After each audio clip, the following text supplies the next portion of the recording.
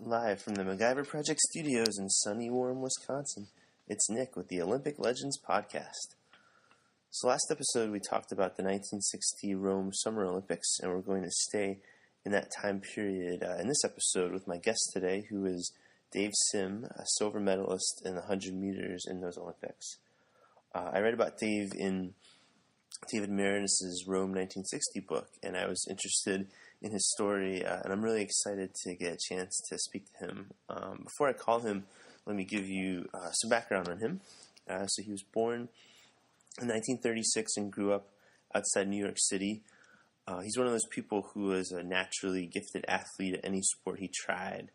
In high school, he was a star football, baseball, and basketball player, and he even won a speed skating competition as a kid in Madison Square Garden.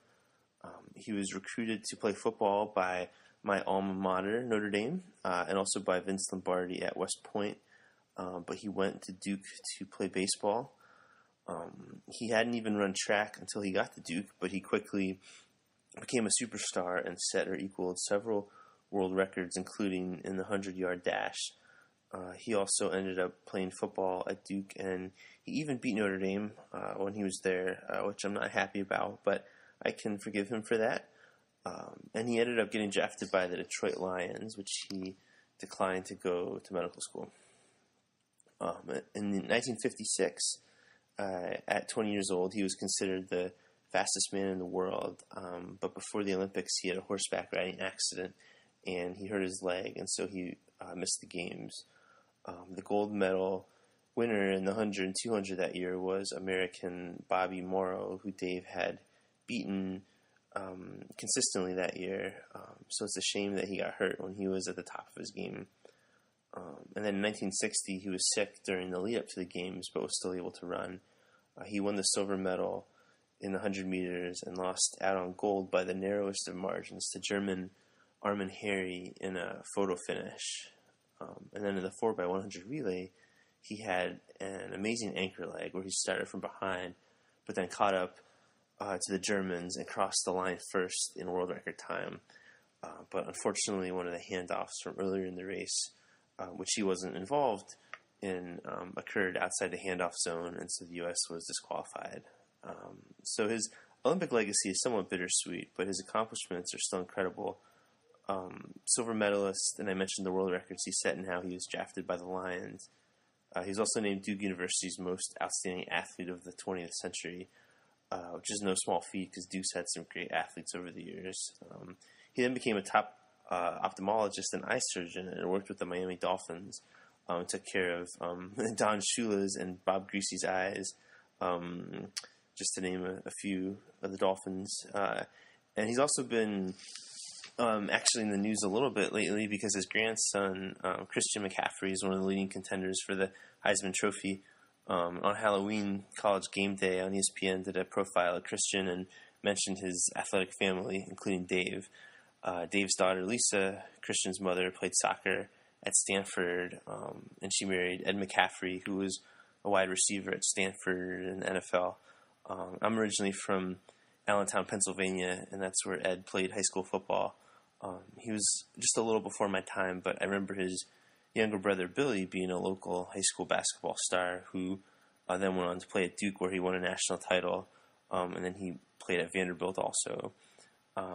So Ed and Lisa's oldest son, Max, plays wide receiver at Duke, and then Christian is an all-purpose running back at Stanford, who, as of this taping, is leading the NCAA in all-purpose yards and might actually break Barry Sanders' all-time record for yards in a season, and he could very well win the Heisman Trophy. And I don't want to get ahead of myself, but if both teams keep winning, Notre Dame and Stanford could play in the last game of the year with a spot to the college football playoff on the line. So Dave's family has the opportunity to inflict some pain on my Fighting Irish once again. And one last thing I forgot to mention about Dave's story is that before the 1960 Olympics, right before it started, he was approached by the CIA to help a Russian athlete defect to the United States. He was a long jumper named Igor Turavensian. I'm probably not pronouncing that correctly. The government just approached Dave out of the blue to see if he could make contact with Igor at the Olympics. Dave did what he was asked, but then this over-eager CIA agent came in too hard, and Eager got spooked, and it never materialized. The Mariners book goes into more detail about that episode, and I'd been wondering why Dave was chosen, but the book suggested it was because he was a med student and would have more merit in Igor's eyes. But it's amazing to me he was asked to do that, as if the pressure of the Olympics isn't enough, and now he has to have this Cold War drama on his agenda, and he was also physically ill. So it's incredible to me that he was able to overcome all this and still turn in the races that he did in the Olympics. So now that you know some background on Dave, let's give him a call.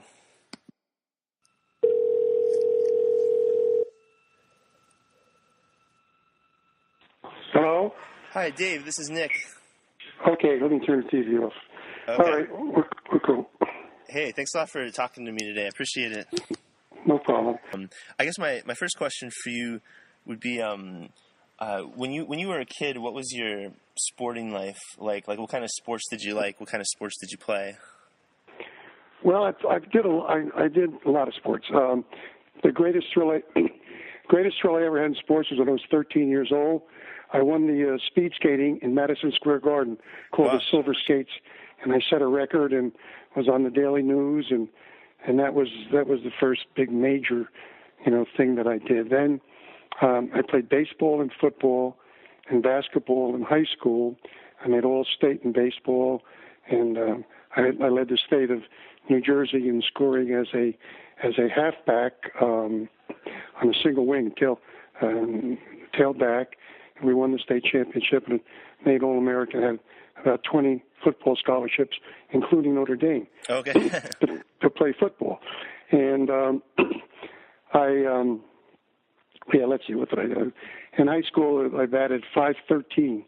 My sophomore year, I batted .509 my junior year and .478 my senior year, but I was a much better hitter at .478. I hit the long ball. So I did well, and I led the state of New Jersey in scoring. In football, basketball, I made second. I made all-county in basketball. So that's what I did in high school. I was recruited heavily in football, and I had 2 baseball scholarships. Vince Lombardi, I had narrowed it down actually to West Point. I was pretty much snowed. Vince Lombardi was the freshman coach. He visited me twice at the house with a famous All-American Heisman Trophy winner, Doc Blanchard. And I was really snowed. Was going to go. My father didn't want me to go to West Point because he wanted me to be a professional athlete. But I'm all set to go, and I was up there. We were in North Jersey, so I was visiting, and he said, "What do you want to do?" "I want to be a jet pilot," because you had to give him so many years. So, it would have postponed any professional sporting career. So they checked my eyes. I was red, green, colorblind. It was something like someone punched my balloon. And my father said, "No way," and I said, "No way." So this was late. This was very late in the year, giving up all the football scholarships. And I had a baseball scholarship at Duke. I never ran track in high school, so I went to Duke on a baseball scholarship. And in the fall of the year, freshman year, I wanted to stay in shape. So they had track practice. So I would go down and run. I knew I was fast. My father always stressed speed, and I could beat everyone in my class and the class ahead of me in grammar school and high school. And I used to run wind sprints to school along the railroad tracks, 60-yard dashes home and there. And I got to be really, really fast. So anyway, I broke the school record as a freshman at Duke and ran track on my freshman year. The next year was the Olympic year, and made a big breakthrough at the Washington Evening Star meet. We ran the Philadelphia Inquirer meet the night before on a Friday night, and in the trial heat, someone beat me by about a foot. We had trials, so I came in second. They picked him for last, me for second for last. Didn't qualify for the finals. So we went down to Washington, D.C. for the Evening Star meet. The Washington Evening Star meet was a sprint series. You had to qualify in the 70. Then you ran a 70, 80, and 100. And I was still seething from the night before and got a whole lot of adrenaline up. Make a long story short, I broke the world's record in in the 7 area, 7 flat, or I think I ran 7 flat, 7-1 something. So I broke the world's record, and there was an ex-Olympic champion in the field. It was a good field. In the 80, I tied the world's record, and in the 100, I broke the world's record indoors. So I broke 2 world's records, and that just catapulted my track career. Next week, ran in the Melrose Games and tied the world's record and won the Melrose Games, Madison Square Garden. And during that year, I either broke or tied or six or 8 world records, including indoor and outdoor. And I beat Bobby Morrow, who was the premier sprinter at that time in Drake relays. It was the first time he'd ever been beaten in a major race. So I'm slated to go, to be a real factor in the Olympics. I got injured a groin muscle. Make a long story short, unable to go. They wouldn't give me any dispensation as far as coming back and trying out later in the summer because it was the late Olympics in September. This happened in June. So it was a real shake-up tragedy. But one of the best things that ever happened to me in that I was able to put it behind me, and I really started studying hard at Duke, and ended up going to medical school. So, out of every bad comes good, and I used that injury and to really cone down on my studies and make deeds this once, and get it. I got a scholarship to med school if I tried out for the Olympics in '60, and I also got drafted by the Lions to play football. So I could have gone to Wayne State and gone to medical school over a 6-year period, but I decided to take Duke's offer, and I tried out for the '60 Olympics and made it to Rome and won a silver medal. So that's kind of how I got there. Did you know when you were a kid that you had like world-class speed, or did you just know that you were fast? I didn't know world-class speed. No, that was not a factor. But I did have some like premonitions that I was gonna like really run fast.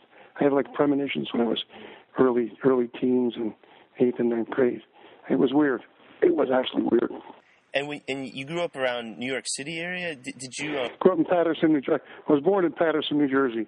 Kind of a nice place to be from. It wasn't the most beautiful. It was kind of a ghetto. And I was a ghetto kid. I was head of a black gang when I was like 10 years old, 11 years old. But then we moved to Fairlawn, which was a suburb of Paterson, and that's where I went to school. Seems like that would be a good time to be a baseball fan, like that era of New York City baseball. Did you used to go to like Giants or Dodgers? Yeah, well, I'll tell you a story about that. Baseball was my big brand. I mean, I really did well early. They had a tryout, New York, New Jersey, Pennsylvania, Connecticut, and they picked an all-star team, which I made. And we played the AAA Cuban All-Stars from Havana in the Polo Grounds. The first time up, I hit a home run over the 370-foot Chesterfield back in left center field. And the last time up, I hit a home run in right field. So I hit 2 home runs in the game, and they offered me a bonus at the time. But the deal was you had to go to the majors. Mm-hmm. Oh, okay. If you signed a bonus, you had to go to the majors for 2 years. So I went in and took batting practice with the Giants several times, and it was really fun. I mean, I was nervous as hell to go out in center field with Willie Mays, and he was really, really nice to me. Really? And I had a very strong arm, and I'd throw it in at about 12 feet high. He'd throw it in at about 6 feet high. He had a gun, but he was very nice, and I can remember, there was a guy named Dusty Rhodes that played for him, and I'd get up and hit, and then he would say, "Get out of there, kid, you had enough." Willie Mays said, let the kid hit, Dusty. So I'll never forget that. That was cool. And that was when you were 15? 16. Yeah, it was 16, yeah. Yeah, and the Polo Grounds, wasn't that a really big stadium, like in center field? Yeah, it was, yeah. I hit in left center, and I had developed a lot of power. My father did this thing called dynamic tension, kind of almost a yoga type of exercise, and so I got strong. My upper body got strong, and then I got big between my junior and senior year in high school. I was always tall, but I got up to around almost 190 between my junior and senior in high school, and I got more powerful. Of course, really helped me in football too. Because I could run over people. And what was Vince Lombardi like?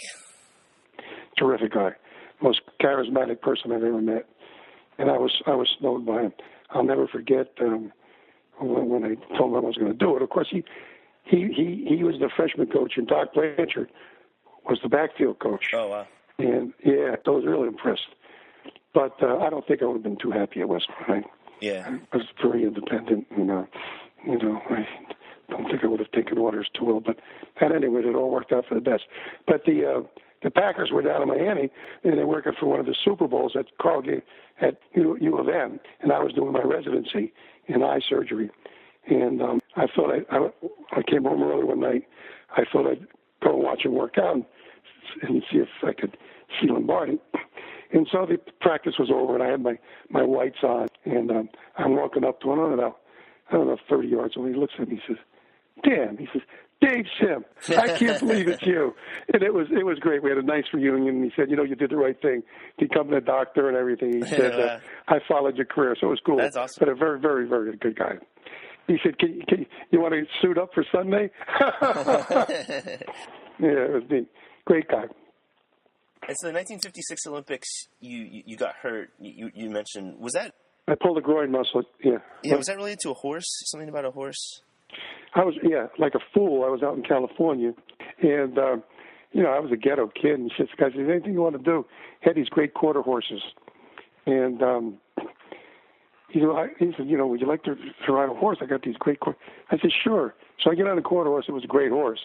I was a shitty horseman, and we get on a knoll, a little hill, and the horse took 2 steps back. And so instead of kicking him, I pulled back on the reins. So the horse reared up and fell over on my left leg, and I dove off it. But I strained my groin muscle. And then the next meet was the NCAA, and I ripped it really bad. I was no way I could run. Yeah. And then for 1960, when you think back on it, do you feel more like positive emotion, or do you feel regret for not winning gold? Well, if you're a world-class athlete, you always feel regret if you don't win. And I mean, I won a silver medal. A lot of people have criticized me because I didn't go there to win a silver. They said, "Well, you should have had the Olympic spirit." That's I said, "No, you're a competitor. You want to win." And and I lost. I lost by. Well, I mean, there's evidence that he jumped the gun too. I got the pictures that show he clearly jumped the gun. The guy that won. I mean, it sounds like sour grapes. But, he did jump the gun, and it is what it is. I was actually watching the 100 meters, and it looks like that Armin Harry, like he does get off early, or he gets off real quick, but then you almost ran him down. Yeah, a few more yards I would have run him down, but woulda, shoulda, coulda, you always look back. What was he like as a person? I've read that he seems a little bit. He was an asshole. Yep, he was an arrogant asshole. That's what I read too. He actually got put in prison. He was put in prison for defrauding the Catholic Church on a real estate deal. And what was Jesse Owens like? It sounds like he was there at the Olympics as an advisor. Wonderful, wonderful guy. On my relay, he was sitting next to my ex-wife, and I was like a yard behind, and I came from back one by a yard and a half, and he said, "That's the fastest anchor on a relay I've ever seen." Wonderful guy, great guy. Yeah, and then on the relay, it seems like you had a spectacular run, but then there was a bad handoff earlier. There was a bad hand, which also cost us like two tenths of a second, and we broke the world record by 2 tenths. That was sad. I felt bad for my teammates, and I felt bad for myself because it was one of those things. Things happen. And with the whole CIA plot thing, that was pretty well documented in the book. Yeah, that was in the book. Pretty much everything there was right. I had a cold after we ran pre-Olympic meets in California, and I had flu. Actually, was going to get a sore throat. And when I went there, we ran the next night in Switzerland, and I came down with a strep throat. So I was lucky to get into the finals. I was so weakened, but I was fine for the finals. At any rate, the guy knocks on my hotel door. He said, "I'm with the CIA, and I want to talk to you." He says, "Can you come to Washington right now?" I didn't know who he was. Showed me a thing. He says, "I don't know." But yeah, sure, I'm nationalistic. So we went to Washington, and he schooled me on this Russian named Igor Tergavazian, and he showed some interest in defecting. He was very westernized. He was from the Ukraine. His name is Armenian with the IAN, and great guy. And we bonded. I met him, in the training centers and then beautiful training facility they had, and we talked. And then the CIA guy came and he said he wants to meet with him. So my ex-wife was there, and so we took him to a restaurant. CIA guy came in and kind of blew it. He was too overly aggressive, scared the shit out of him. And the guy said, "Okay, you and your wife can leave now." He says, No, I want them to stay here. Said, No, I want to talk to you. He starts speaking an Armenian or Ukrainian dialect. He said, No. He said, "I don't trust you." He says, "I trust him." So he walked out, and that was it. But they offered him a better deal in Russia. They gave him a professorship in a sports college. They gave him a car, and they gave him a flat. And he ended up being an assistant track coach, and then he was the head coach for a year or two. Do you ever talk to him at all or correspond with him? Well, they when I was in my internship at Duke, internship, they called me again. There was a U.S.-Russian meet. Uh-huh. So they flew me up to Madison Square Garden, got me a pass, a field pass, and I saw him, and I walked up to him and said, "Igor," he said, "Oh, David, it's nice to see you." He says, "I can't talk to you." I said, "I understand." So, that was it.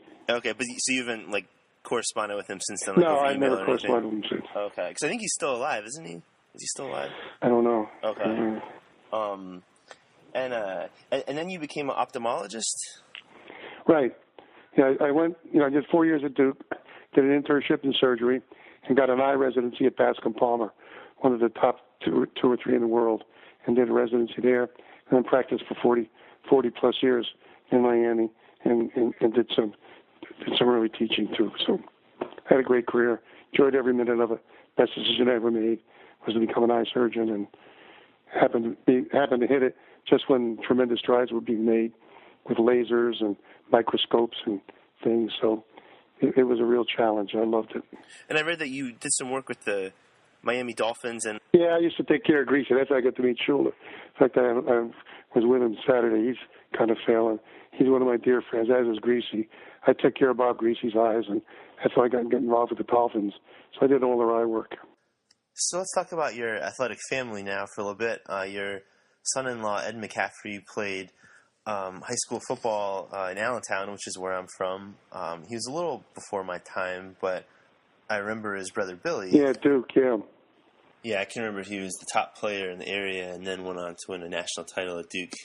And just a couple weeks ago, I noticed Christian McCaffrey's name, and I thought, I wonder if he's related to Ed McCaffrey, and sure enough, he was. Yeah, that's his second son. His oldest son is at Duke, and he's the leading receiver at Duke, and he's a great kid. And then we got Christian, who was averaging around 300 yards a game between running, receiving, and kickoff and punt returns. And then we got a younger one who's a junior in high school, and his name is Dylan, and he's 6'5", 200 plus pounds, and he's being recruited very heavily by Michigan and a bunch of other schools, and he's a quarterback.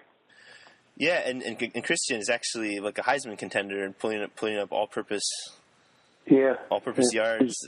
He's a real deal. He's a real deal. The kid he's like one of the most complete backs I've ever seen. Yeah, does he have the like out and out track speed, or is he more just like shifty, or how would you describe his running style? Yeah, he's got good speed. He's got good speed, but he's got great football speed. Yeah. He's able to accelerate, decelerate really quick, and shiftiness. A lot of track guys can't make it in football because they're just dead straight ahead. I wish I could give him 2 10s. He'd be unstoppable. But no, but he's got good speed, and he'll break plays, and he's doing good. I'm so proud of him. Yeah, well, I also read that you would play against Notre Dame when you were at Duke, and I went to Notre Dame, and now he has a chance to play against Notre Dame in a big game. So your family can do some more damage against our school. So I imagine, do you watch them whenever they're on TV? Yeah, I fortunately got the Pac-12 network. Okay. Oh, nice. So I get I've seen every one of his games. Unfortunately, I'm in remission on a lung cancer, and I'm doing all right, but I need rest. But Christ, when they start at 10:30, finish at 2. I got so much adrenaline on board, I can't go to sleep until 3:30. Yeah. Well, their game against Notre Dame is gonna. Could come down to it because they were very fortunate to win that game against Washington State. Right. They were very fortunate to win that. Right. I actually saw you on, I don't know if you watch College Game Day at all, but they did a little piece on Christian, and they mentioned I did see that. his athletic family, and there's a picture of you, which is cool. Yeah. Saturday, my other grandson plays for Duke, and they got screwed. They fired. Mm-hmm. Did you see that? I did. Oh, you got to pull that up. Against U of M, they had 3 fouls. Duke was ahead with 6 seconds to go, and they kicked off, and they had 3 fouls on the return and scored and beat Duke. There were 3 blocks in the back. They had 12 men on the field, 1 guy without a helmet. It was a travesty. They fired all the referees. Right. It's in the newspaper today. And my grandson, Max McCaffrey, he had a good game. He had 90 yards receiving, 9 receptions, so he's a good kid too. And if you want to see a picture of me racing Bobby Morrow, it's on Google. Okay. Pull it up on Google and type in Dave Sim versus Bobby Morrow, 1957, Big Springs, Texas. And they'll show you that's when he got back from the Olympics. He won. The guy that I had beaten every time I raced him until I got injured, he won 3 gold medals. And so that was the first race. And you can see the race live. It's on Google. You can pull it up. Okay, cool. I did win. Yeah. Yeah, and just one last question. I was just kind of curious, what does it feel like to just fly down the track? It must be a great feeling. Yeah, it feels wonderful. Yeah, it was a big thrill. Yeah, it was a big thrill to get, particularly if you're under control. And the key is, you got to relax the last 30 yards. You don't push it hard. You just relax, and all that momentum that you've built up comes out, and you just feel like you're flying. It's a wonderful feeling. Cool. Well, thanks a lot for your time. Yeah, it was really fun talking to you. And okay. Well, good luck to you. Yeah, thanks for talking to me. And okay, good. Best of luck. You take care. All right, you too. Thanks. All right, bye. So big thanks to Dave for talking to me. That was a lot of fun. It's funny, I don't normally watch College Game Day, but I DVR'd it on Halloween because I'm both a Philadelphia sports fan and a Notre Dame fan. And it was a big day for Philly because College Game Day was in town at Independence Mall for Notre Dame versus Temple. And I fast-forwarded through most of this show, but I watched the Christian McCaffrey feature, and it was fun to see the mention and photo of Dave. One thing I thought of after the fact that would have been nice to ask him would have been, what was it like at the starting line for a big 100-meter race like the Olympics? It's quiet right before the gun goes off, and then you look ahead and you see your lane in a straight line and know that everything you worked for is about to take place in 10 seconds. It must be a surreal feeling. But thanks for listening to the podcast. If you have any comments or questions, feel free to get in touch with me by email at sweeto37@gmail.com or on Twitter at Project MacGyver. You can also visit my blog and see my podcast archive, which now consists of 2 episodes, at themacgyverproject.blogspot.com. Thanks, and see you next time.